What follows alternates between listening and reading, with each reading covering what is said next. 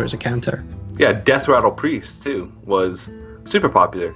Because Priest ran quite a bit of Death Rattles. Like the turn 1 Undertaker Coin Zombie Tower was actually a really great opening for Priest. Because it allowed them Dark Cultist. Yeah, into Dark Cultist.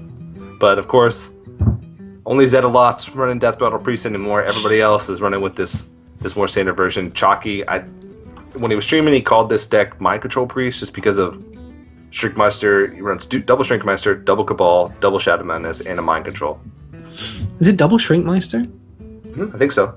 Can't remember if we saw 2 Shrinkmeisters yesterday, but yeah, we do see the Shadow Madness, the Mind Control, and the Shrinkmeister all there in hand. He's thinking about dropping the Shrinkmeister just as a 2-drop for some board control, and that wouldn't be the worst idea, since the hand of Jab isn't that great in these early turns. He doesn't really have anything other than a Web Spinner to put on board, and obviously Jab has neglected to do that in the first turn because it just dies to the Northshire. But Chakki actually establishing some pretty good early board presence here, and we could see a quick shot to take out one of these minions. It's possible. Mid-range hunters in general don't have that many early drops. Web Spinner, Haunted Creeper, Mad Scientist, it's usually, and like Iron Beak Owl are usually the 1 and 2 drops that are commonly ran. Leper Gnome is sometimes run in mid-range hunter, but usually not, just because they need to make room for the bigger cards like Sludge Belcher, Piloted Shredders, Savannah Highmanes. So I'm not actually sure what other 1 and 2 drops he's going with, but this is one of the people complain about one of the inconsistencies of mid-range hunters, that sometimes your opening hand isn't that great. This is pretty bad here. These Power Word Shields would have gone on the Northshire Cleric, which would have made it really hard for Jab to deal with. But now there's a 3/6 minion on the board. He's gonna have to go ahead and silence that. I guess it's like a mini injured Blade Master at this point. He's gonna have to silence it. He doesn't have any other option really. Yeah, it's a wannabe injured Blade Master. 1 less power on both accounts. There isn't a huge amount for Chakki to do here. He can Shadow Madness and clear his opponent's board. He can Thought Steal. Depends what he wants to do. I like Shadow Madness because you're also drawing a card effectively. Yeah, true. If you can take the Web Spinner and get the Beast, but he's not actually going to do that. He's just going to clear the Web Spinner and put the Okanai down. Yeah, as flashy as Shadow Madness is, having bodies like this and having the ability to ping things off with that Okanai Soul Priest every turn is actually pretty good. If you have board control, a lot of times you get in the Hunter matchup as a Priest, you can't afford to ever play Okanai unless it's a desperation scenario where you have to clear the board with Okanai Circle. But because you have to be able to heal every turn. But throwing it out here when he's at 30 health and has board control and is just trying to hold on to it is a good move. Sludge Belcher, great pickup for turn 5 here, just on curve. That's pretty much going to come straight down. I'm not sure how I feel about the Freezing Trap here. I guess it makes the Cabal Shrinkmeister combo a little less potent, but being able to get that Shrinkmeister back into hand might be something that Chakki doesn't feel too bad about. Opts not to proc it last turn. There's the Cabal here. Could Shadow Word Death, the Toll Strider. That feels a little bit inefficient. I don't mind it. The one thing he's thinking about is how do I deal with Highmane if it comes out? Yeah. So of course Thought Steal first, which. Oh, there's a kill command and a Web Spinner. That's pretty great. Talking about how you deal with Highmane. Yeah, exactly. You can Web Spinner, kill command, Shadow Madness, and it deals with 8 mana. It deals with both iterations of Highmane if it were to come down. So I think Shadow Word Death is okay because he has ways to deal with other things. It'll keep his taunt healthy as well. The only other thing he could do is kill command and trade in his Shrinkmeister, which I think he values this board just a little bit more than that. Yeah, I think so. I think you could actually see the Shadow Word Death here. Lost Toll Strider is a weird card. Doesn't see too much play, obviously. It's not the greatest vanilla card, but for Final Fantasy fans, it does remind me quite a lot of Chocobos from Final Fantasy, from my Final Fantasy playing youth. Mm-hmm. There's a lot of fantasy games with things that are like Chocobos. I used to play this game called Ragnarok Online, which had these things called Pico Picos, or Pecco Peccos, and you rode them. Oh. They were like giant chickens. They didn't have quite long necks. I think the Lost Tall Strider is like an ostrich. It's modeled after an ostrich. Yeah. Ostriches are really mean. Right. Confirmed. Well, there's the Knife Juggler Snake Trap. And Jab will be hoping to get some favorable from that. But that's actually the first damage he's been able to do to Chakki's face. Turn 6, first time he's been able to hero power. Chakki's probably in a pretty good position here, and avoiding the snake trap by using the Shadow Madness. He thinks it's freezing trap. Well, there is there both, is a though. freezing trap. Okay. So yeah, he's going to be able to steal the knife juggler here with freezing trap, which that's pretty good. Pretty good. Yeah, Yeah. it's pretty good. Pretty good. Yeah. And this Sludge Belcher is so problematic for Jab. He used the Owl earlier on the Shrinkmeister. You can see there is a second Shrinkmeister in hand, so does in fact run 2 Shrinkmeisters. You were correct, TJ. Not sure how I feel about throwing the Web Spinner out. I think probably wanted to keep the Web Spinner for Kill Command activation. I don't think at this point he's really too worried about it. Because he can... Chances are that Web Spinner won't die, but it actually does die, so I guess that's negated. But, I mean, Jab is still in so much trouble. Chakki thinks he might not even need it. He gets Silverback Patriarch from the Web Spinner. That's another taunt that he can throw in the way. There we go. It's not terrible, actually, against the Hunter, because it can actually cause the Hunter quite a lot of problems. But we're going to see just another board get built up from Chakki here. He's got the Knife Juggler in hand, has the Shrinkmeister Cabal. Won't even need the Shrinkmeister if the Haunted Creeper comes down, but... Oh, and the Sludge Belcher. That's a perfect Shrinkmeister Cabal target. Yeah, really dangerous. No. Oh, no. This is gonna be game over for Jab here.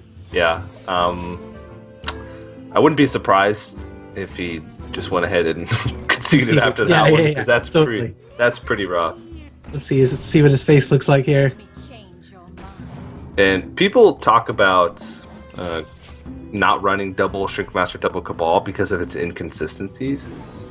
But the combo is actually pretty consistently used in a lot of matches that we see with it. Like any type of long match, as long as it's not super aggro, then you usually have time to use it, Shrinkmaster Cabal, because there's a lot of targets. I mean, Sludge Belcher, Piloted Shredder is either Sludge Belcher or Piloted Shredder is run in nearly every single deck. So we've seen it used in 2 out of the 3 priest games that we've seen from Chakki so far.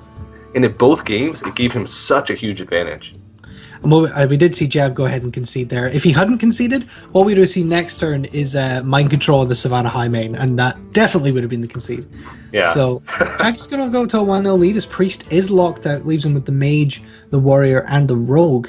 We'll see what Jab decides to continue with here. I think he probably will continue with the Hunter and just try and get that first win with it, which is pretty good for Chakki. I think he may opt to go with the Freeze Mage early on, but may try to keep that. He's in fact going to go with the Grim Patron Warrior deck, which I was going to say was probably another option to go up against this mid-range Hunter.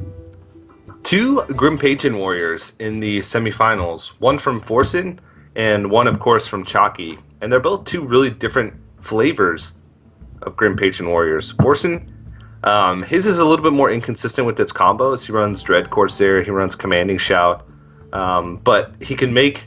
It's more inconsistent, but he can make bigger combos. Chakki runs the more sort of reliable Grim Patron Warrior deck, where he runs just an absurd amount of card draw with like Battle Rage, and I think actually maybe even Loot Hoarders were in that deck. I can't remember whose deck that was running those, but it's got a lot of more reliable creatures that you can play more easily on curve as opposed to Dread Corsair. So I'm curious to see whose Grim Patron Warrior is better. We might get to see it later on, but Chakki has had sort of an easy time with this Grim Patron Warrior. The stars have sort of aligned in both games that he's played so far. I'm waiting for this deck to get challenged a little bit more and to see what it can do when it falls behind or doesn't get the draws that it needs. Yeah, exactly. We're actually going to see a Warrior Mirror match here. Jab's going to go for his Warrior, which... I would guess this is a more standard control warrior just because it lines up better, and I think this is a really interesting challenge for the Grim Patron Warrior. How does it stack up against an opponent who can build up a huge amount of armor and get out of range of those insane combos? Well, the thing about Grim Patron Warrior combos is they're not like one-turn kill combos, so the armor doesn't actually do anything. The only card that warriors have that effectively deals with the board full of Grim Patrons is Brawl. And everything else sort of works against the warrior, because what they usually use to clear big boards is like their Despite and killing something, having the Death Rattle go off, and then executing it, which doesn't work because that's just going to give him more Grim Patrons. So I'm not actually sure how this deck works. I've actually played a lot of both of these decks, but I've never met the other deck. What's really interesting there is actually you saw in Jab's mulligan, he mulliganed away a Brawl and got Brawl straight back, and I don't know if that means he's maybe running double Brawl. He may, I mean, it's entirely possible that he built. He built this in with this. If he mulliganed one away, then and it's the first card in his hand, then he has to be running two. Yeah, exactly. So we're gonna get double. We're gonna see double Brawl here, and that's a pretty astute pick, I think, against this deck. Like you say, Brawl being the only card that can deal with a big board of Grim Patrons. It's also fantastic against. Well, most of the time it's fantastic against Zoo as well. So, it really does good things in the current meta. Is I guess the way to put it. And I guess it kind of puts your opponent on the back foot a little bit as well, because when you brawl once, they can often think, okay, well, that's Brawl out of the way, and that means that, I can refill the board and not have to worry about Brawl again. But if you're running double Brawl, you can hit that second wave, and once you clear their second board, in a lot of aggro decks, that's really problematic for them to come back from. Yeah. So he actually goes ahead and throws out the Big Game Hunter right off the bat. And if this was against a control mirror matchup, then that would have never happened. But he knows that there's not really many Big Game Hunter targets. A lot of Grim Patron Warriors actually run Dr. Boom and Grom Hellscream. Those would be the only two BGH targets that you'd use. And a lot of times, some players cut Dr. Boom. And a lot of times, if Dr. Boom can come out on an empty board and you don't have a way to deal with Dr. Boom, you've probably lost anyway. Exactly. So Death Bite's up for either side here, and that Death Bite from Jab is going to prevent the Frothing Berserker coming out. It's actually really going to prevent anything coming out from Chakki's. Guess he's kind of considering what he wants to sacrifice here, but he's going to go with the Inner Rage. That's going to cause a little bit more damage to Jab's face as well if he wants to take out this 5-2. Yeah, I think he's going to nearly be forced to use the first Brawl here. Yeah, quite possibly. So 4 Grim Patrons. Yeah. Coming out already. Brawl plus kill the other Grim Patron, yeah.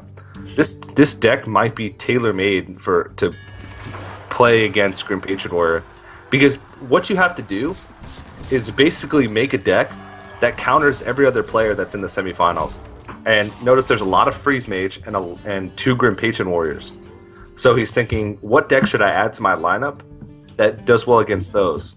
Well, Control Warrior with double Brawl is great against Freeze Mage and great against Grim Patron Warrior. So that's a fantastic choice. And Zoo as well. There's quite a bit of... is there a lot of Zoo? There's a Zoo from Jab, and I think there might be a Zoo from... Yeah, there's a Zoo from Tides as well. It's not as good against Zoo, because Control Warrior can still sometimes have... Zoo can sometimes still have blow-up matches against Control Warrior, but it's still the majority of decks that he's going to be facing in the semifinal. Control Warrior does really great against, so... Absolutely. So this is kind of a difficult position for Chakki. There's still a Death Bite charge from Jab, so any minion he plays here is going to get taken out. Gorehowl was interesting for Chakki. I don't know if we'd seen that card in the deck to this point. That's kind of an interesting pickup, I guess, to give him a bit of clearing power. But he's going to go with the Frothing Berserker, and that is just going to die straight away, unfortunately, for Chakki. He has to get that Death Bite charge out of the way at some point, though. Yeah, exactly. I really like the Gorehowl. You can see the evolution of Grim Patron Warrior decks since the beginning. Gorehowl is the one weakness that Grim Patron Warrior has is just the lack of clear. Like if they need to draw into a certain piece of their combo, they need to draw into Grim Patron, ways to activate the Grim Patron, and Warsong Commander. And Gorehowl buys them time, which is the biggest thing. It allows them to clear the board turn after turn. It allows them time to draw into those combo pieces. So it makes a lot of sense. Exactly. So you see the Gorehowl taking out the Dr. Boom here. It could take out a Shield Maiden pretty easily next turn as well. There's also a Gorehowl for Jab, so could just see dueling Gorehowls here. Actually, I don't mind that at all either, actually. Just put up a weapon and say, I'm going to clear whatever you've got. But he goes with the Shield Maiden. Building up the armor can be pretty useful as well. Yeah, this is actually going to be pretty tough. because Alexstrasza plus Grom with a way to activate is going to come out over the next 3 turns. So, plus Gorehowl as well. All Jab has to do right now is play just ultra defensively until he can get that combination out. He has every piece that he needs in his hand to win the game. He literally could win the game without any more cards. Yeah. He just needs what he's got in his hand. Exactly. Yeah, so he's going to play defensively next turn, possibly the shield block, maybe even to see the Gorehowl come up next turn to deal with whatever comes out. If something like the Unstable Ghoul comes out. Yeah. I think the Gorehowl's a pretty good pickup, a pretty good way to stall out until Alexstrasza and defend the board and stop your opponent being able to really play anything. Okay, so he goes with the Warsong Commander here. Yeah, this is a pretty unfavorable position for Chakki, and that's losing the Warsong Commander is pretty unfortunate. Yeah, I think he traded in first because he was trying to think. He was trying to plan out his play. I think he was either going to play Raging Morgan or go for a Battle Rage play. He was hoping that the Warsong Commander would get damaged, and so that he'd get 3 draws from Battle Rage. But still, 2 draws for 2 mana is actually really good. It's like an Arcane Intellect, but better. Oh, that bomb goes to face for 1. That's definitely not what Jab was looking for. Probably wanted to kill off this Unstable Ghoul. Yeah. He can just develop a weapon here, Alexstrasza next turn, then he'll have exactly... he'll have 13 damage the following turn. That's if Alexstrasza dies, which... Oh, there's Cruel Task as well. That's really useful.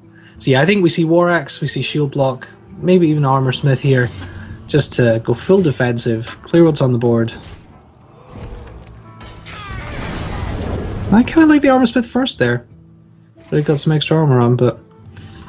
It really doesn't matter. He's got so much armor, and he knows that the Armor Smith is just going to die anyway. It's just really to get another charge of the Gorehowl out. Yeah. So yeah, it's going to eat another charge from the Gorehowl. And Chakki's going to try and draw some cards here with Whirlwind and double Acolyte, but he's really in a terrible position here. Jab actually it doesn't really need Alex at this point in some ways. What does he have? He has 15 with the Fire War Axe and the Grom Cruel Taskmaster combo. Mm-hmm. So he's 1 away from just not even needing Alexstrasza. Next turn he can make some big plays. If he can Whirlwind with the Grim Patron. He's actually got Grim Patron Whirlwind Execute, so he can actually put on some pressure, but he has to be really careful. Jab also has a lot to think about here. He has to think about, can I play Alexstrasza here and be safe? He's got 33 health, so he's thinking yes, but if he plays Alexstrasza here, he's basically saying that I'm giving up my axe, so the fastest I can kill him is over 2 turns, and that can give him enough time to come back in the game. Yeah, for that reason, I think part of me kind of likes the Gorehowl here, kill one of the Acolytes and then equip the Gorehowl, because that does give you that defensive weapon that you can use to kill next turn. You can actually even just then use it to face, and it's enough with the Gromkill Taskmaster to win the game. I would like Sylvanas, to be honest. Sylvanas protects you against just about anything, because you can steal whatever comes out on the board. Alexstrasza really doesn't have much of an effect here, aside from putting 8 on the board, which in that case, Sylvanas might be even better in that situation. But yeah, Gorehowl is going to come out. The thing about Gorehowl is it's actually really slow. So he's effectively just clearing off the Acolyte this turn and not doing anything else. Just opening up a little bit additional mana for him next turn. But he does have lethal lined up. Yeah, it does set him up for lethal as well. And unless Chakki can deliver 32 damage here, with his, he does have Warsong Commander and Grim Patron, Inner Fire, Whirlwind. The options do exist. I don't think, no. There's some pretty big combos. I don't know how much damage you can totally do.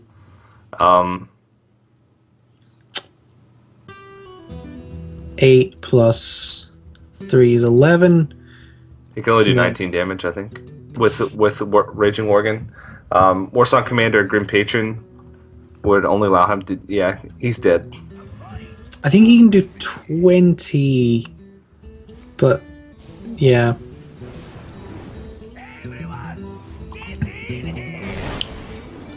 Yeah, so you can get 4 Grim Patrons out here.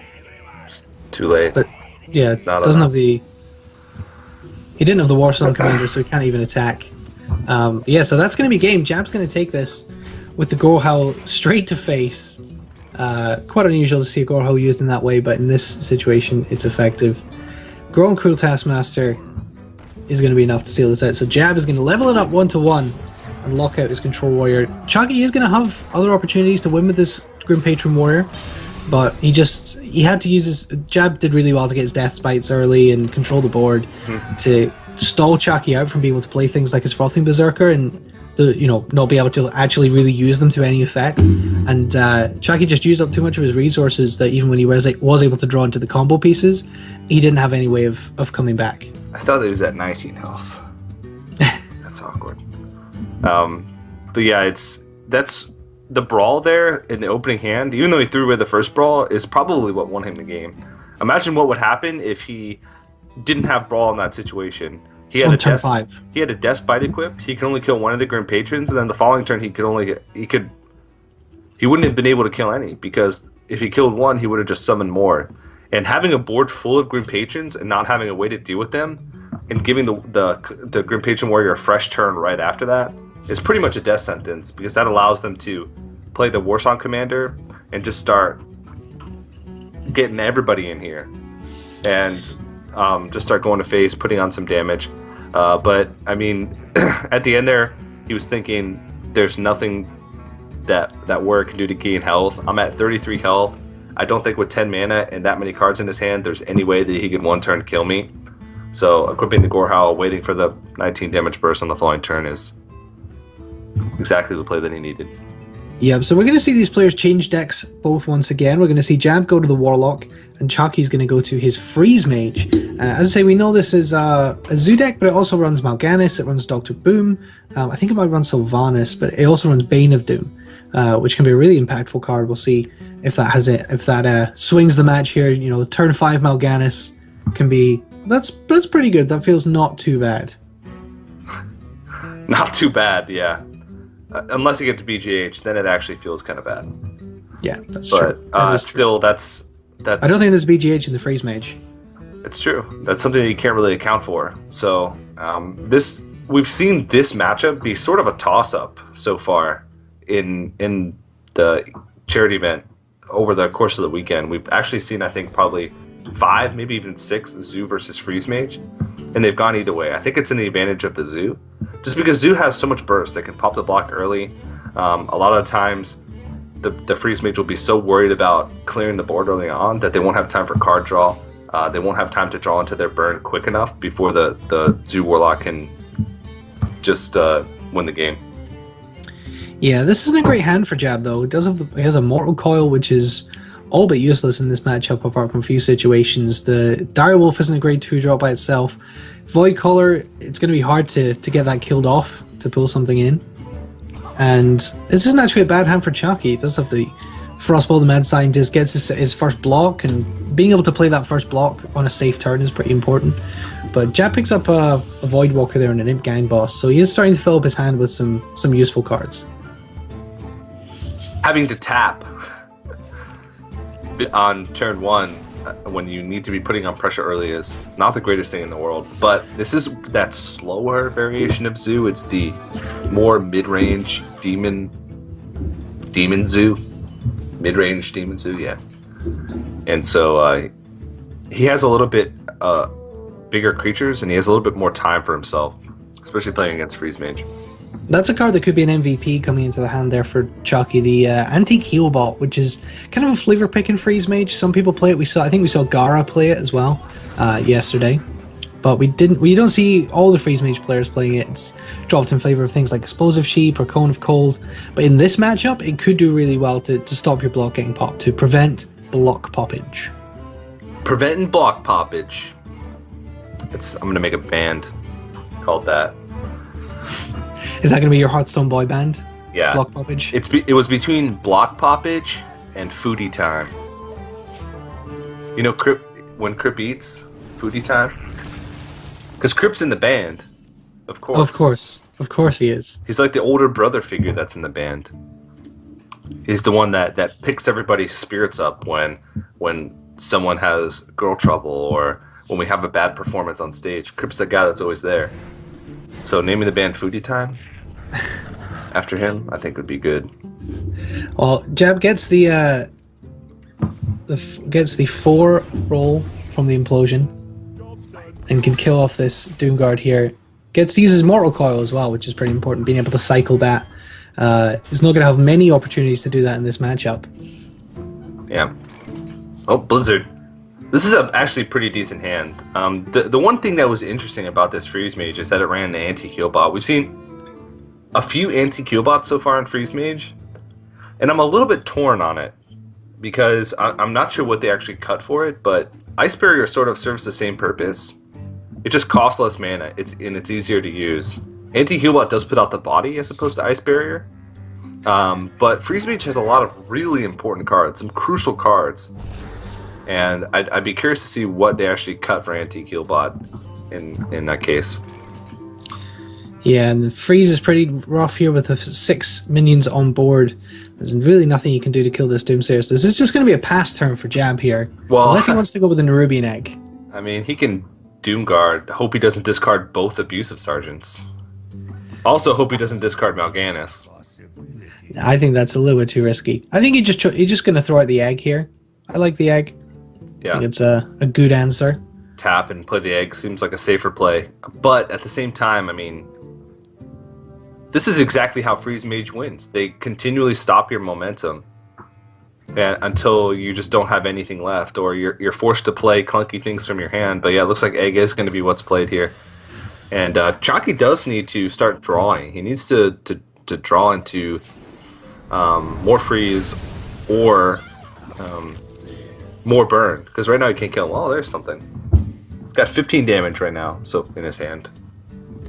Yeah, it's quite a bit of damage, and the Zoo is getting a little bit low, and this is actually something that could be a bit of a liability against Freeze Mages. If they can pick up their burn really, really early, and you don't manage to do any damage significantly and pop that block poppage is all important. But you can see that Jab is pretty far from being able to pop the block right now. He's in fact got to do 35 damage and not tap too often to put himself into like double Fireball Frostbolt range. It's actually pretty hard to see how Jab can win this match right now.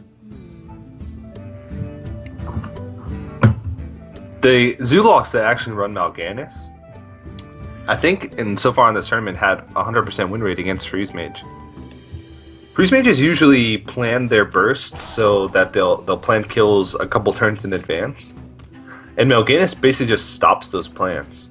Mal'Ganis they have to use burn on that. They have to use Fireball Ping, which can completely change the course of the game if Mal'Ganis comes out in that type of situation. So yeah, absolutely. You always have to be keeping that in the back of their mind, and that's one of the reasons why Jab, even though he's got a lot of cards in his hand, they're not high quality cards, and he's not afraid to tap because he knows that when he realizes the mage is starting to set up lethal and using his burn to try and set up lethal, he can just play Mal'Ganis and it will buy him at least one turn. Yeah, that's very true. So he's just piling on the power here. He's thinking about double Abusive Sergeant just to try and do as much damage as possible. So he's actually even thinking about Power Overwhelming. I don't mind Power Overwhelming here. I think you're pretty certain that this board's going to get frozen or flame striked or something next turn. So using the Power Overwhelming just to push in damage when you've got 2 in hand, I don't think that's a terrible decision, but he's going to go with a double Abusive Sergeant. So that's going to chip away the health a little bit. Yeah. There's the Alexstrasza. A couple of turns away from that. I don't think, usually in most aggro matchups, Alexstrasza is usually a defensive tool. Just because they have a finite amount of damage. At least against Face Hunter, that's usually the case. Against Zoo, though, yeah, it's usually used defensive against Zoo because they get themselves to 15 health by themselves. Like, you don't even need to use Alexstrasza on them because usually by the time Alexstrasza would come out, they're near 15 health anyway. And you have enough burn at that point. So Alexstrasza uses that tool to buy yourself maybe one more turn. Or when they're setting up for lethal to maybe put yourself out of range a little bit. But Blizzard here is pretty good. It still summons a 1/1 imp. It doesn't clear the whole board, and he doesn't really have a way to follow it up because it takes up his whole mana. He can't like ping off the Nerubian. He's still going to be faced with the big board next turn. So anti-Killbot might be the choice. I think he wants something to be able to combo up with it. Yeah, I mean, we could just see the Freeze Mage outlast the Zoo here with the Antique Healbot and the Alexstrasza. It's just so much healing as well to be able to get on top of that. Alexstrasza, Antique Healbot now, or Alexstrasza later on. This is okay. It's gonna go with the Blizzard. I do like the Blizzard. It takes 7 power off the board. It takes you a little bit further away from having the block popped because you haven't seen. You don't have your Mad Scientist. You don't have your second block in hand. So you do need to be aware of when, when this block gets popped. How am I going to be able to get my second block out? And at the moment, he doesn't actually have any way of doing that. So he's just going to put more power on. He needs to be careful now how often he taps. He needs to start calculating how much damage can come from the hand. Again, like I said, he can tap a little bit more liberally just because he has Mal'Ganis as sort of an insurance card. If he sees burn start to come out, he can be pretty confident that Mal'Ganis will buy him a few turns. This seems like a Ping Acolyte turn. He's afraid though. He doesn't want the block to be popped. That's the one thing that he's worried about. He's worried about having his block popped without another block in his hand.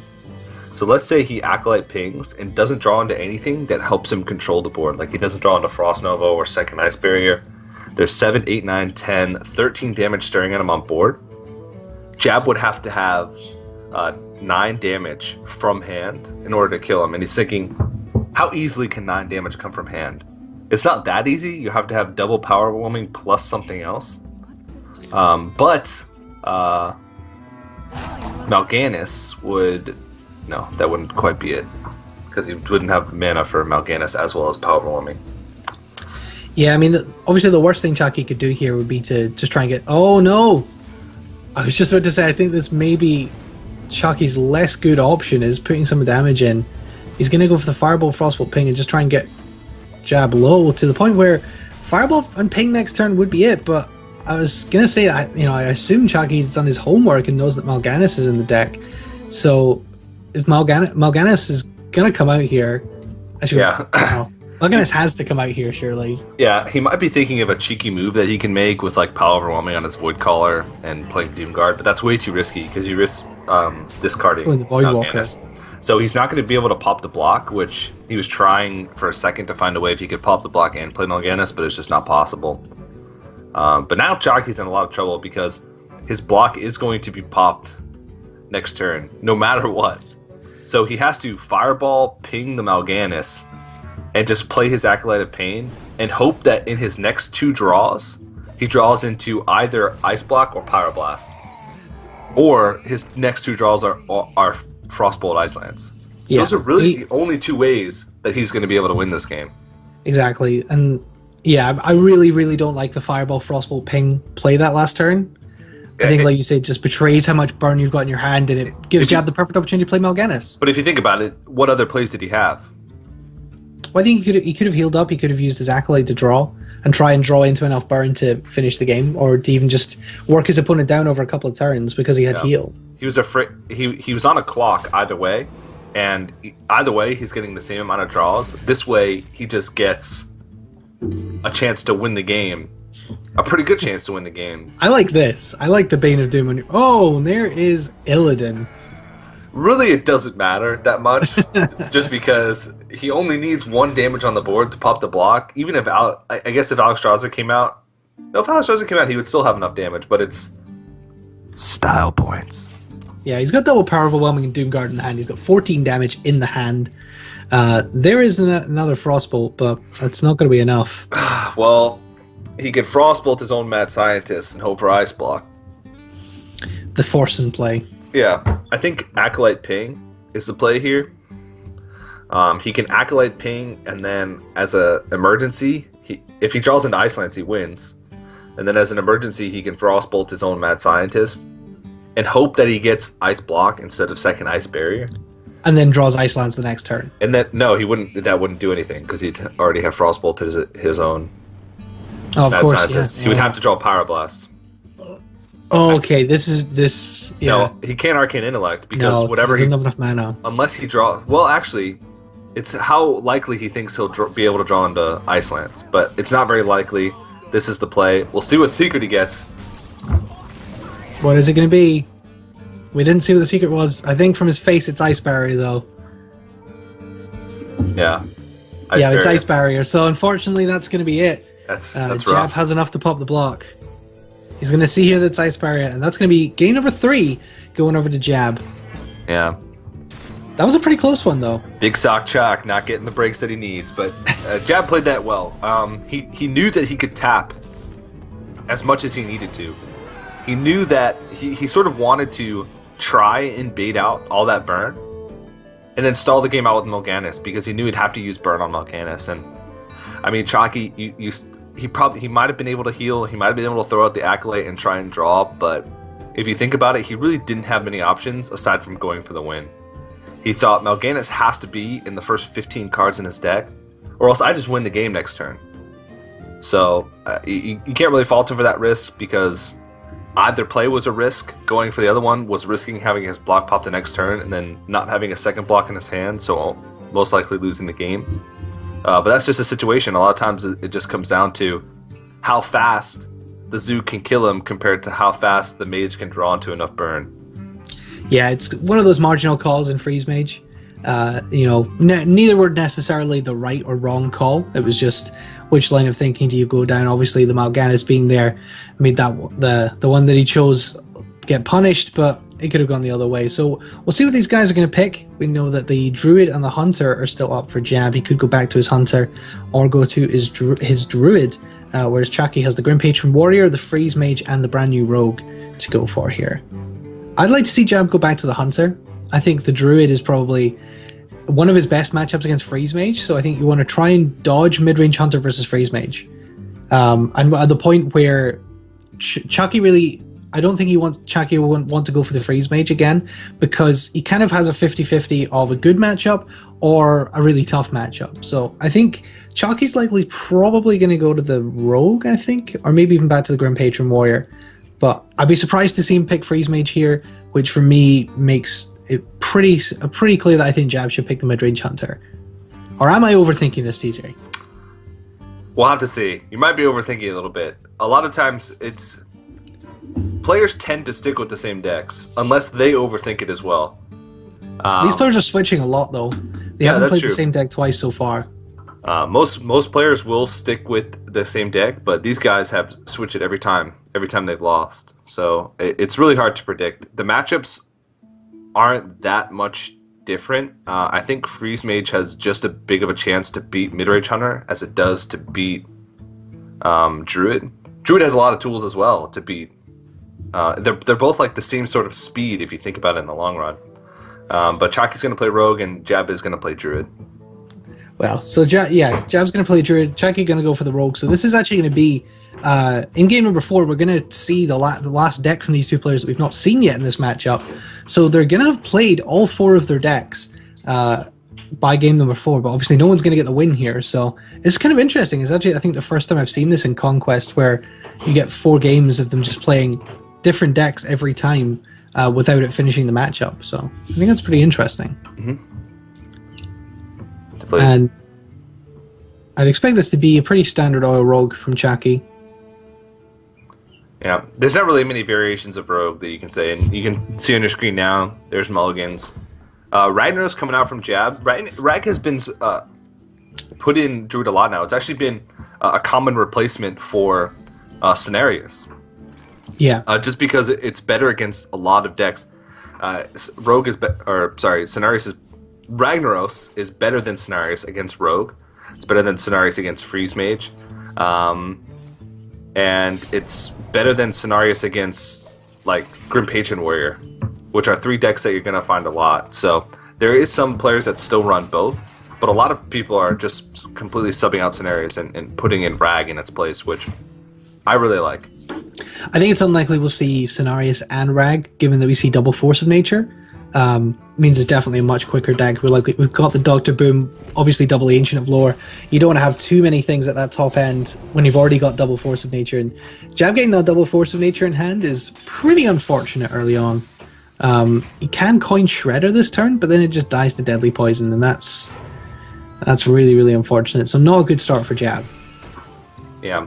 Violet Teachers with Preps is just incredible. It's an incredible hand for Rogue. The only thing that he needs is a little bit more card draw to refill his hand, because double prep, you can empty your hand really quick and not notice.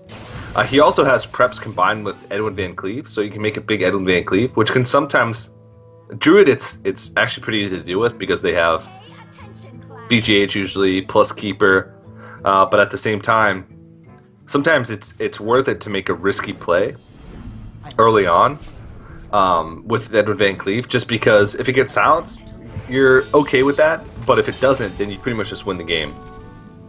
This is a pretty good aggressive play from Chakki here. Going with the Violet Teacher and the Blade Flurry to clear out that Acidic Swamp Ooze. And we do see a swipe in hand for Jab, so he can kind of deal with this, but it's really unfortunate he doesn't have any way to finish off the Violet Teacher. Yeah. He may just have to silence it. He has swipe, so I don't know if he really cares about silencing that much, because he's going to be able to deal with the 1/1s no matter what. Pilot Shredder might be the best play here. Preemptive swipe is not that good because you're not going to be able to clear off the whole thing.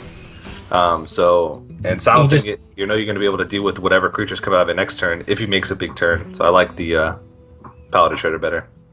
Yeah, I'm never a fan of things like swipe or just any kind of preemptive damage, hoping to kill it next turn, particularly against Rogue, because you know that it's really likely they run Earthen Ring Farseers. So if you were to swipe the Violet Teacher last turn and he got Earthen Ring Farseered, he'd be so far behind. Yeah, well, also, I mean, I don't know. It'd just be a really... Because you'd be able to refill the 1/1s anyway. It just wouldn't make sense. Would make no sense. He pretty much goes all in. I mean, you say pretty much all in. He played all of his cards and filled his board. Oh, and that's really unfortunate. The Neutron. I don't know if it's that unfortunate, because he would have traded in probably 1 or 2 of these 1/1s anyway. He needs a sprint. If he doesn't draw a sprint in his next 2-3 cards, the game's probably over. He's just out of oomph.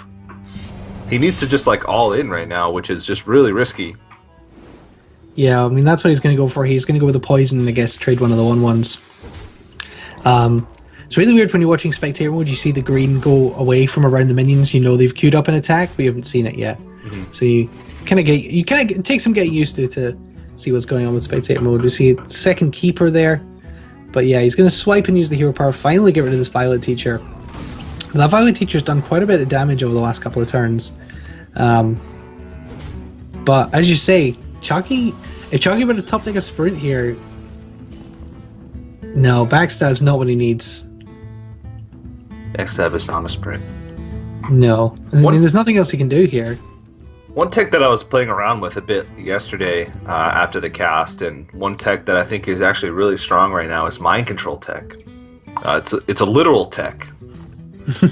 Just because it's so powerful right now against a lot of the decks that are popular. It's really powerful against Zoo. It's really powerful against the mid-range demon. It's powerful against Rogue because of Violet Teacher sometimes.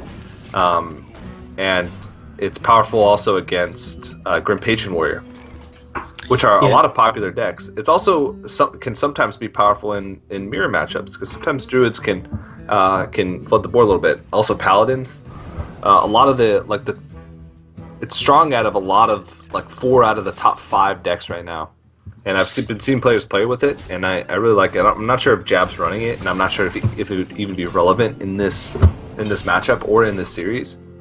But I like to see that tech more out of players right now, and I think since players have had to choose an additional deck today, I think that would be a good card to actually bring.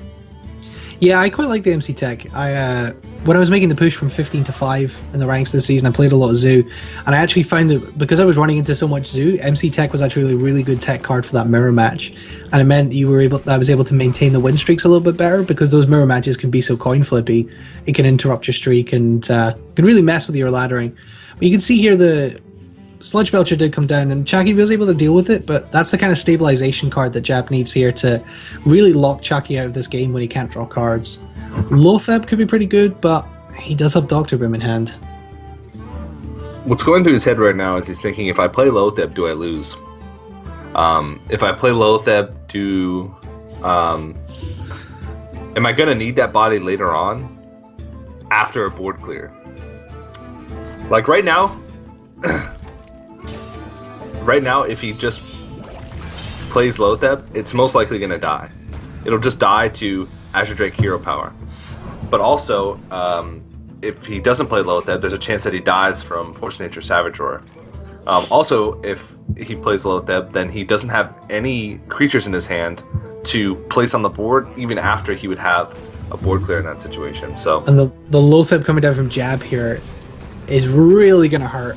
So that means that even if Chakki does draw the swipe, he's out of this game, and that's going to be it, right? He's got Force of Nature plus swipes. That's 10. He has 7 on board.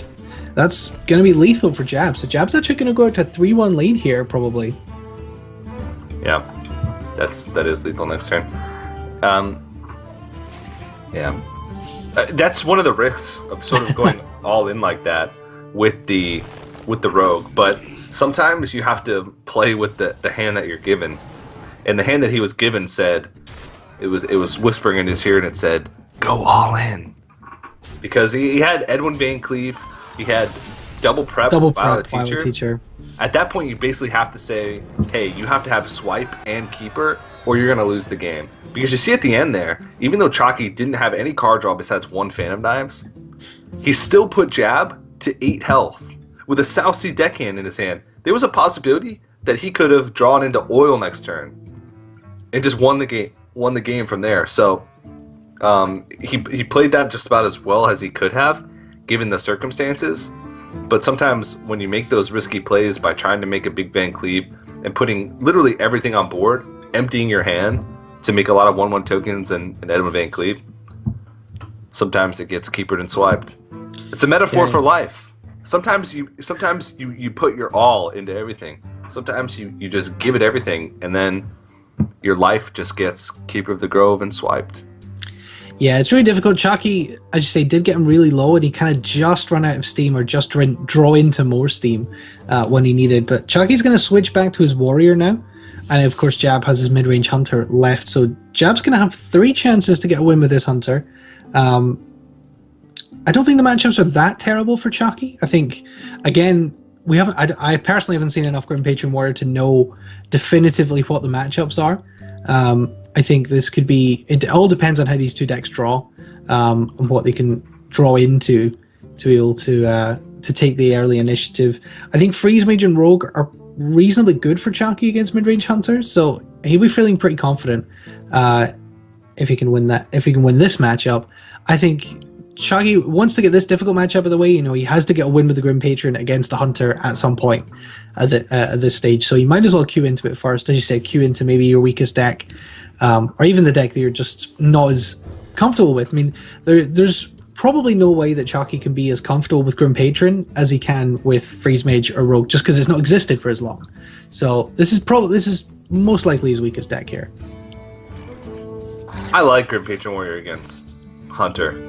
Maybe not so much against mid-range Hunter, but if you think about Warrior in general against aggressive Hunters, they basically have all the anti-aggro tools that a Control Warrior has, like Whirlwind, Cruel Taskmaster, the Unstable Ghoul, the weapons early on. And then you think about it, they can actually get to a point where they can race. The only thing is that usually when they're going for their combos, they're flooding the board, which might make it weak to Unleash. But it doesn't make it weak to Unleash to clear the board. It makes it weak to Unleash Burst. Yeah. So I like it. Against mid-range Hunter, it's a little bit weaker just because you're going up against larger creatures. So a lot of times you can't combo off, and a lot of times your anti-aggro tools are useless. But overall against Hunter, I think it's pretty good. This hand is okay for Chakki. He has to really be smart with his weapons. He actually has Death's Bite plus Inner Rage, Grim Patron, Cool Taskmaster. So he could actually make a huge turn 7 play with that by summoning just a whole bunch with all those activators. Jab on the other hand actually has Jab on the other hand actually has an amazing curve. He has Animal Companion into Piloted Shredder into Stranglethorn Tiger. Stranglethorn Tiger was actually a card that was put into mid-range hunters a lot in the past because of its synergy with Houndmaster.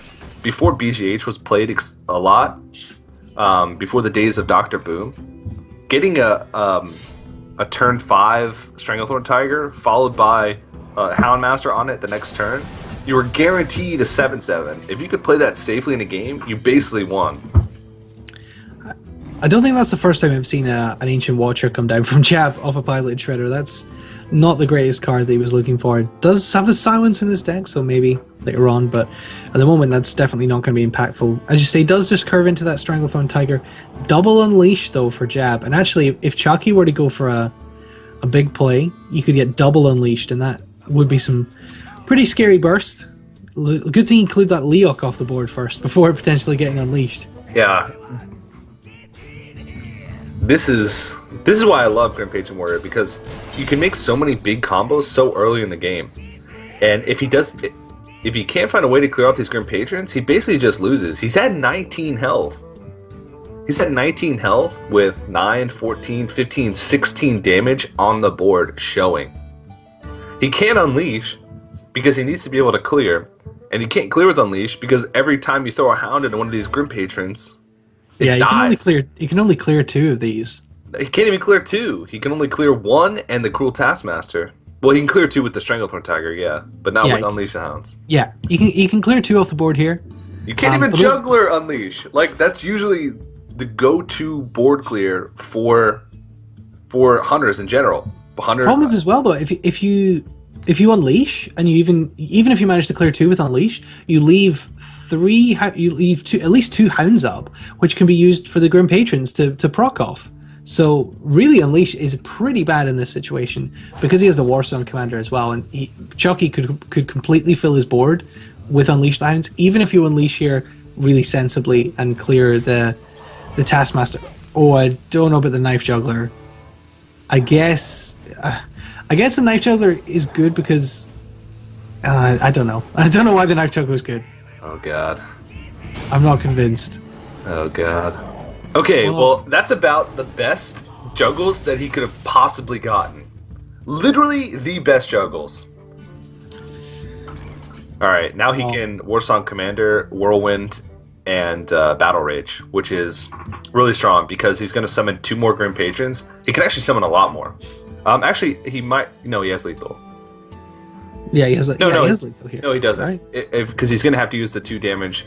The most Grim Patrons he can summon and attack with is 5. Because in order to summon 2 more Grim Patrons, he has to attack into these Unleash the Hounds. And then those Grim Patrons aren't going to be able to go. So, actually, the most Grim Patrons that he can summon and attack with is 4. So the most damage he'd be able to do to face here 15. Would be 15, yeah, because he could equip the Fiery War Axe.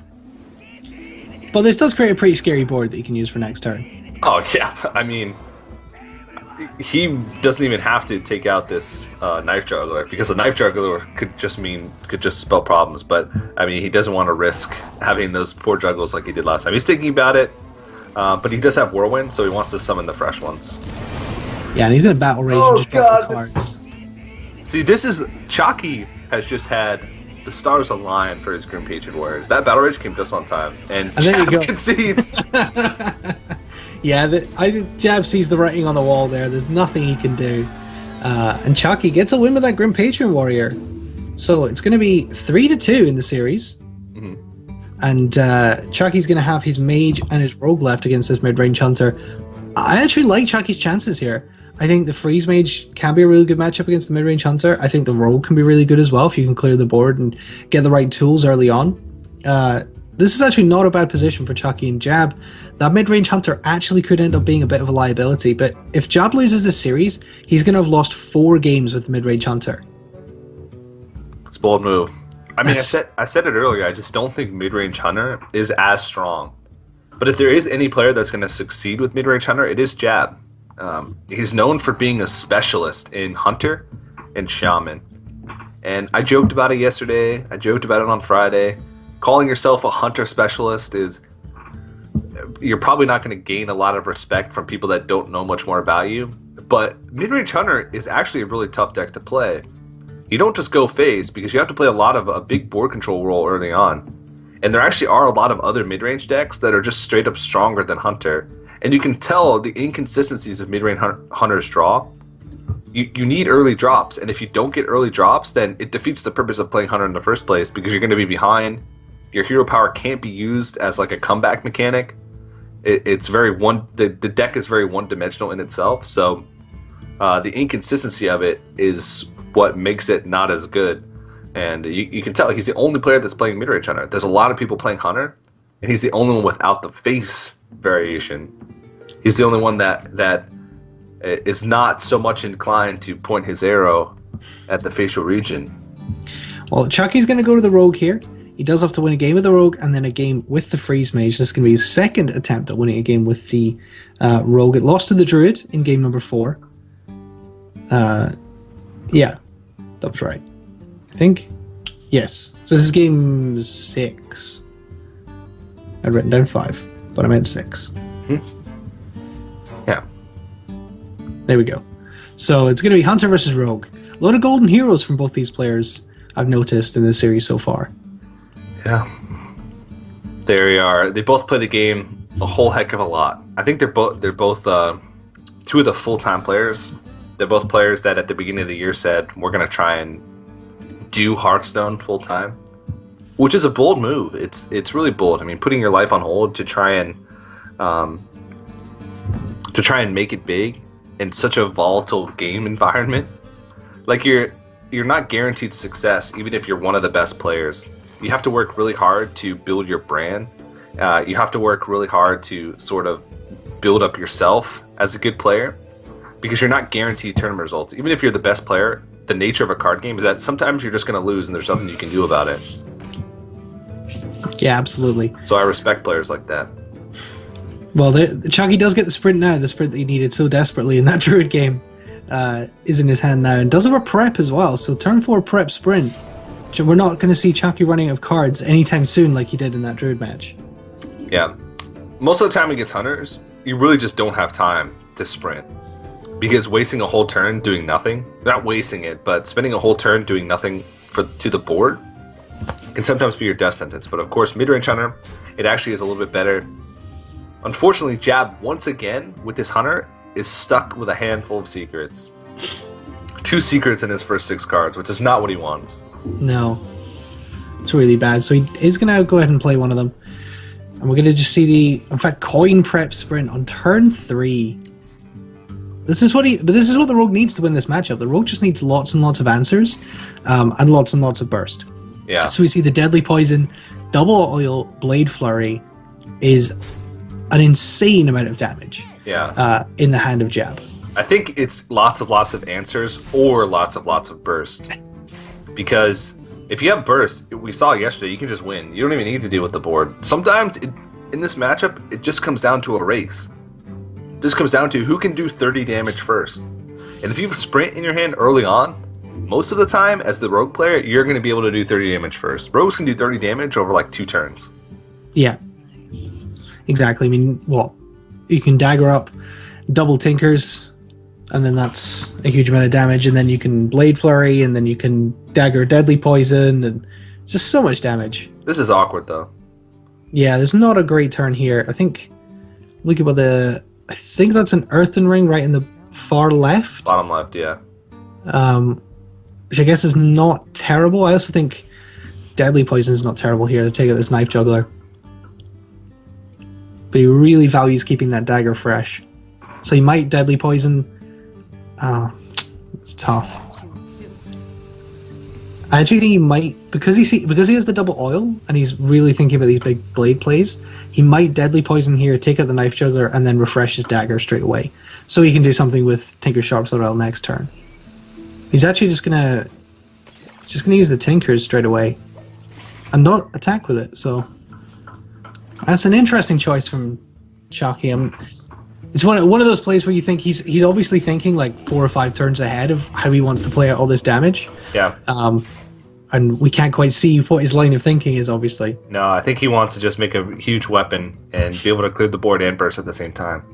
Because if you think about it, there wasn't a clean way he could deal with both. And if you're not going to deal with both, there's really no way to deal with one. Because throwing that 3 damage into the Knife Juggler, which you know is going to do 3 damage next turn anyway, is not good. Especially since you have a Blade Flare in your hand, so you know it's just going to get caught in that crossfire anyway. Yeah, Blade Flare is just so destructive when you've got a massive dagger. It's one of those things where you think, where often you don't quite realize how much a Blade Flurry hits you straight away. You think, oh, my board's cleared. Oh, I also took 8 damage to face. Oh, this is really bad. Yeah. Savannah Hymen in hand, though, for turn 6 as well, and that's going to die to a Blade Flurry as well, so... Going to take out the Sludge Belcher here, which is pretty good. Takes a knife to the face. So. This is so awkward, because there's no way that he can clear everything off the board. There's going to be 2 1/1s left over, and he doesn't have enough mana to Fan of Knives. Yeah, he's going to eviscerate the 1/2, which he's throwing so much damage into just basically nothing. He's going to be able to do 6 damage to face here and clear the board, but he's already at 15. And the Savannah's about to come down. Oh, he has sap for that. Savannah is actually something that you like to see. You want to play against mid-range hunters more because they play a lot slower. So you can sap things like Sludge Belcher or Savannah Hymen, or you can even sap Piloted Shredders early on to just block some damage. Like, I've been in situations before playing Oral Rogue where my best turn 4 play is like Violet Teacher prep sap, because you're creating a 3/5 2 1/1s, and you've just pretty much taken all of the momentum. Yeah. And so this is... Wow, the Dr. Boom came out so fast that it didn't even have time to hit the board. I always find that so funny when you're watching Spectator mode and that happens. When they obviously top deck things and play it really quickly, it happens. But it's just like the Giant 8 from the tutorial. And it shows that still exists somewhere in the Hearthstone code that can break into sometimes. Yeah. I feel like we should have actual cards that did that. There are some really cool things in the tutorial that aren't actually implemented in the game, like the bit where the hero levitates above and you can't hit it, which I guess is kind of the same as Mal'Ganis, but I kind of like it. Oh, he gets to proc the Freezing Trap with the 1/1. That's pretty useful, I guess. Yeah. But he has Eviscerate, his Fan of Knives here. Yeah, he could Fan of Knives, Eviscerate, and SI Agent, which is a really strong play. And these Boombots are most likely to hit 1/1s. His Violet Teacher is pretty much safe. Oh, 3 damage to face, though, is actually quite a bit. Chakki is actually going to have to set up a couple turn lethal, because being at 12 health is actually dangerous.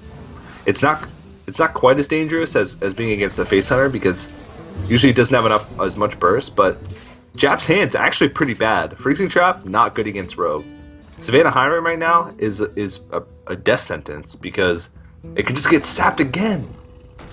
Well, it doesn't have a second sap. It doesn't have a second sap in hand, thankfully. But there are also ways to deal with this, and there's Deadly Poison, Tinker's Oil in hand. Deadly Poison is such a great activator for Tinker's Sharpsword Oil as well. It's one of the reasons why Oil Rogue could just have these huge swingy turns, is the synergy of Deadly Poison into Tinker's Oil. But there's anti-synergy on the board with there is. Teacher. That is the big risk of Oil Rogue, is hitting the oil onto 2 apprentices. So what would be the chance? It would be a 1 in 3 chance that the oil would hit somewhere you didn't want it to. Yeah. I think he wants to Loatheb here and probably sack the Violet Teacher. It seems weird, but... He wants to Earthen Ring as well. Okay, if he Earthen Rings, then he's okay. He can go face. But being at 10 health with a Hymen on the board and 9 mana next turn for his opponent to work with, don't... It's the only thing that keeps him alive, that Loatheb, because obviously Kill Command... I think we'll probably just see the Houndmaster here, but that's going to feel pretty bad. This is tough. What is Jab going to do here? Can't Kill Command. I mean, he could Kill Command to take the Loatheb off the board, but then run the Savannah into the Violet Teacher. So that would take it down to 8 damage on board plus the 1 from the dagger. So he would still be dead, but he would be clear on board. I'm not sure what else he can do. I think he is just dead here. I don't think Violet Teacher is the right target to kill. Because you want the anti-synergy? You want the anti-synergy, and also by killing Violet Teacher, you're not taking any more immediate damage off the board than you would by killing Earthen Ring Farseer and SI Agent, because those 1/1s aren't going to be able to attack next turn, and they could make a potential Unleash the Hounds play stronger if that's what follows up, and it makes oil. So if you're going to kill anything, it would probably be one of the 3/3s, but I mean, he might not even go for it. I don't like silencing the Violet Yeah. Teacher. It makes the plays a lot more consistent. It makes Yeah, oil plays a lot more consistent. I think you're absolutely right. I think silencing the Violet Teacher is a bad move. I know you just want to put as many things on the board as possible, but you really want to see the Tinker's Oil going on to a sleeping apprentice is one of the ways that you survive here. It's probably the only way you survive. Well, no, he was dead anyway, even without the... pretty sure he was dead even without the first iteration, the minion iteration of the... See, he had 4, 5, 6 overkill, so... yeah, so Chakki's going to tie it up. So we're going to go to a Game 7. First use of the day. Game 7 already. It's going to be Jab's signature mid-range hunter versus Chakki's maybe not so signature freeze mage. Like I say, if Jab does lose this, he's going to have lost 4 games with that mid-range hunter, and Chakki is going to have won 4 games against the mid-range hunter. So that's going to feel pretty bad. Yeah. And the mid-range hunter will literally have cost Jab this matchup because all of Chakki's wins will have come against it. That's going to be bad for someone who says he's a hunter expert. So Jab's going to be trying to avoid that here. Well, Chakki is also a hunter expert. So if you're expecting a lot of hunter, and you know that you're the hunter expert, by bringing decks that inherently counter hunter, you're basically one-upping all the other hunter experts in the tournament. Well, this is going to be game number 7 of our first semi-final. 1 game to decide.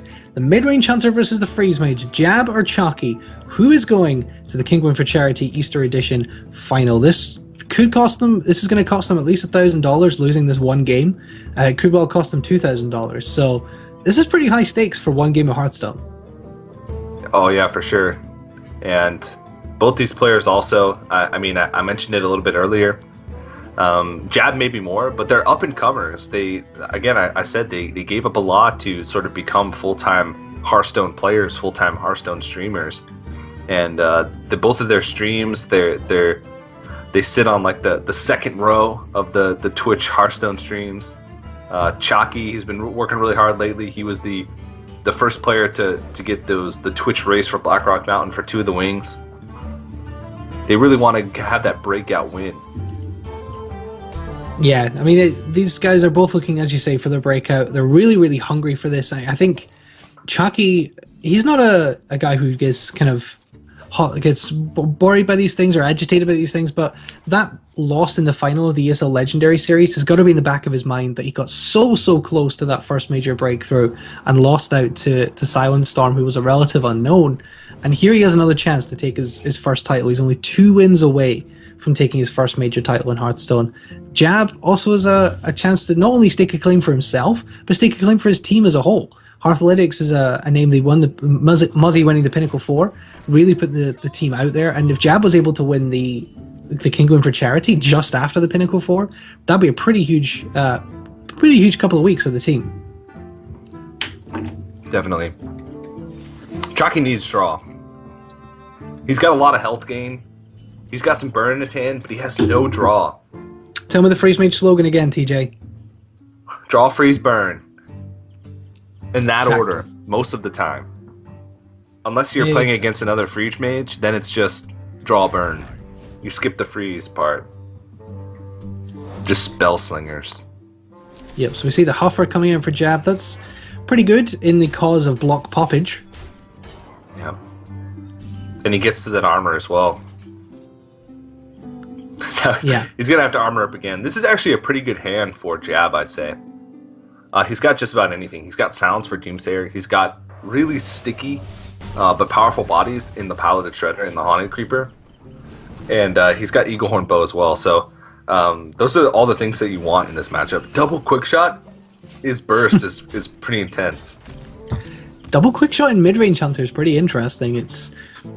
I'm not sure about it. I think a lot of people like it some people like it in Face Hunter. We've seen other being played in other places today, the double quick shot Face Hunter, but it's kind of a card that divides opinion, really. I think Caldi told me he thinks it's the best card in the Black Rock Mountain set. Green Sheep thinks it's straight up bad. So it divides opinion, really, among pro players. I think it's good. It's a Frostbolt. It's a Frostbolt that doesn't freeze. It's a Frostbolt with just a secondary effect.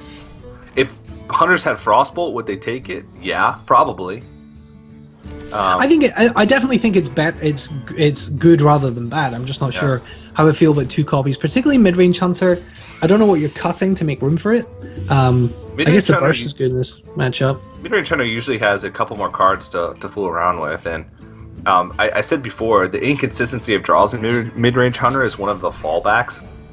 So early on in the game, if you can't find a creature and you really need to take out something super important, like against Mech Mage, the Mech Warper, or like a Knife Juggler, something like that, and you just don't have a drop to be able to answer it, it just makes your opening hands a little bit more consistent, and it also makes your end turns a little more consistent. You can add in 3 damage of burst with 2 mana, which sometimes can be what you need. I think it's a pretty versatile card. It's more versatile than people would think at first glance. A lot of people were saying, oh, well, you'll never get the advantage of the card draw. It's a bad card because the card draw is inconsistent. Well, card draw is just like a bonus. 3 damage for 2 mana is decent, and the card draw is a bonus if you're completely out of cards. Yeah. Yeah, I think that's right. I think the card draw is just a bonus that you're not going to see too often, but the 3 damage for 2 mana is really good. So Thorson getting silenced here does get 1 benefit from it, so he has the 9 mana Pyroblast, a 5 mana Blizzard as well. But this is kind of tough, and this is one of the reasons why Midrange Hunter can present some problems for the Freeze Mage, is that the clears can often be really ineffective. So we're going to see a Blizzard here, but the Blizzard is actually going to take that 1-2 Spider and replace it with effectively 2-2 of power on the board. Both the Shredder and the Belcher are also sticky minions, so it's one of the reasons why Midrange Hunter can be a little bit better against classes with board clear. Yeah.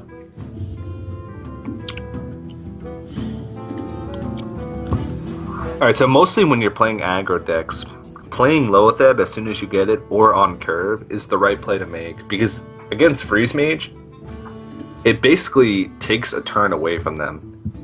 Most of the time they won't have creatures to play, and a lot of times if they do have creatures to play, they have spells that they can use to back it up. Like Doomsayer is great when you have a freeze to back it up. The only creatures that he can play are like Mad Scientist and Loot Hoarder that are going to be good on a Loatheb turn. And he just doesn't have that. So this is going to put a pretty big dent in the plans of Chakki and allow Jab to pile on a lot of damage. You see how much damage he's going to have next turn? It's just absolutely ridiculous. I think Frostnova has to come out here. Even though he wants to be able to draw in a situation like this, he can't afford to take that much damage the next turn without a secret up. Yeah, this is the thing. He can either Frostnova or Arcane Intellect here. Doing both this turn would have been absolutely great, but he doesn't have the ability to...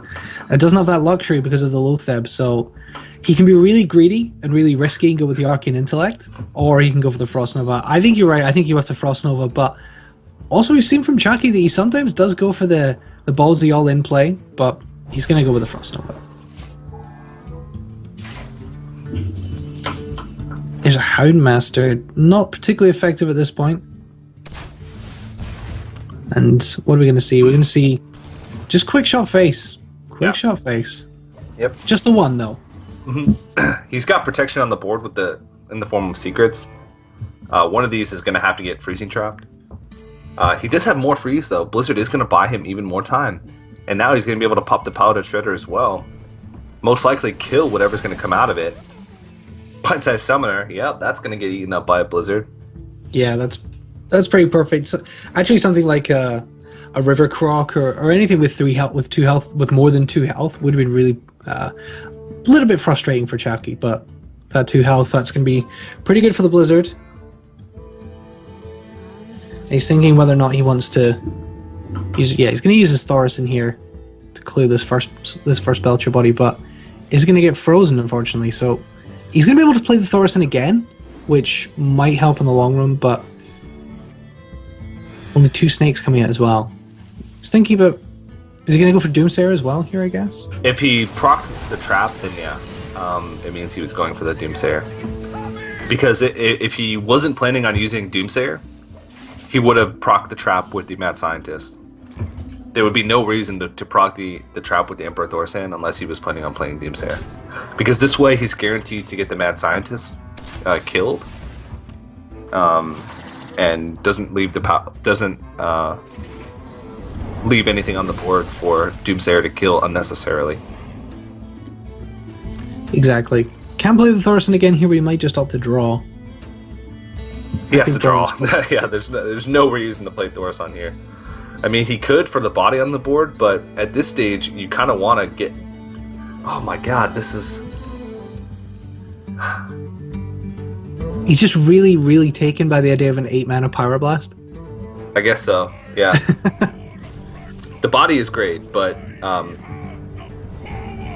don't know. You're right that you probably wanted to draw there. I mean, I guess he's not guaranteed to have anything to play if he draws, which is the big thing. But it's still... In a turn where you're not developing anything, he doesn't have enough burn in his hand to be able to win the game. Let's see what's going to come out of this. Huffer, uh-oh. Houndmaster as well. Mm-hmm. So how much damage is that? A lot. 3, 6, 7. 6. It's 12 damage total. MV quick shot, it's 13 damage. You can't pop the block, though. That's really frustrating. One off being able to pop the block. Yeah. Actually, I don't even know if that's block. It could be Ice Barrier. He got that from the Mad Scientist. I don't know if we've checked that yet. I think we've seen... Have we not seen both barriers early on? Oh, yeah, we did see both barriers in the hand early on. Okay, you are correct. So that is a block. There you go. He could put him to 1, but I don't know if he wants to put him to 1. He might want to use that quick shot as a draw mechanic. Because the only way he'd be able to put him to 1 here is if he uses quick shot as well. You can put him to 2. So, well, yeah, he's going to put him to 2 with the hero power. Which, I think that's just as good. Yeah, he can pop the block next turn, even if his whole board and his face gets frozen with the hero power. This is not enough burn. He's got 16 damage in his hand, and that 16 damage would have to come over the course of 2 turns. No Alexstrasza. Yeah, this is pretty rough for Chakki. Obviously, 29 health for the Hunter versus 2 health for the Mage with no Alexstrasza. There's the antique heal bot, though. Clutch. And Arcane Intellect. Super clutch. Yeah, he's got an antique heal bot, Arcane Intellect, and then trade into the Huffer.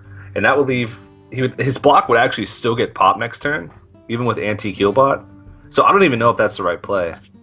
So does he have enough even on... So yeah, so there's 10... Yeah, there's 10 damage on board, so there's exactly enough even on board without the quick shot to pop the block with the antique heal bot. So... There's actually no way that he can play this turn without getting his block pop next turn. What he might... Arcane Intellects and draws in... Nope, he can't. He could use the Ice Lance. That's true. And he could, if he Ice Lances the Houndmaster, he could... using the Fireball. I'm not sure I like this. I guess it does clear most damage off the board, but Doomsayer...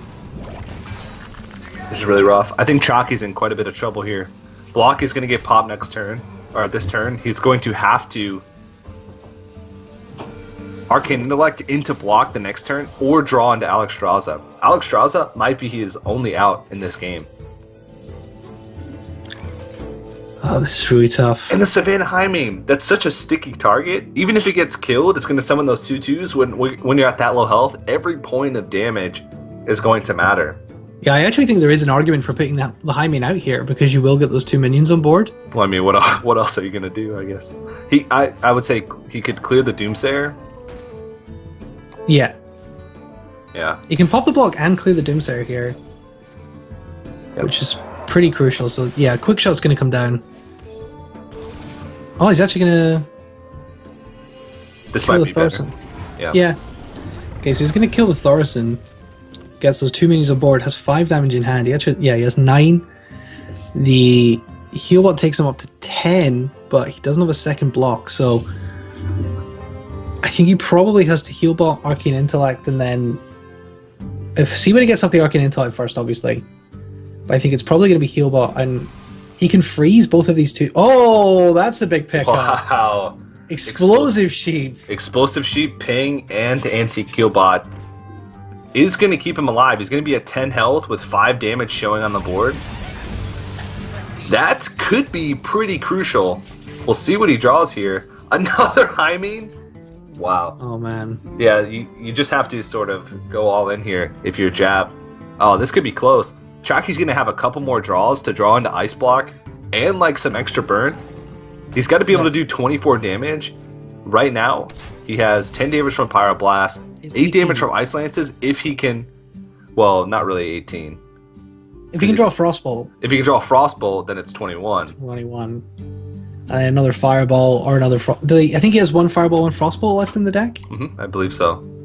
But I don't think he's really going to be able to kill him unless he draws Alexstrasza and is able to use it on himself after a turn where his block is popped. The Bloodfiend Raptor is actually pretty crucial as well. Every little point of damage is going to count here from Jab. Well, there's card draw. Yeah. I mean, I guess he has to pop it. He has to proc the Acolyte, and then he can either freeze both minions with Ice Lances, or he can double Ice Lance his own Mad Scientist and hope he gets Ice Block. And he would get Ice Block, right? Because he's played double barrier. So he would get Ice Block doing that. But that would be 2 pretty key cards used up.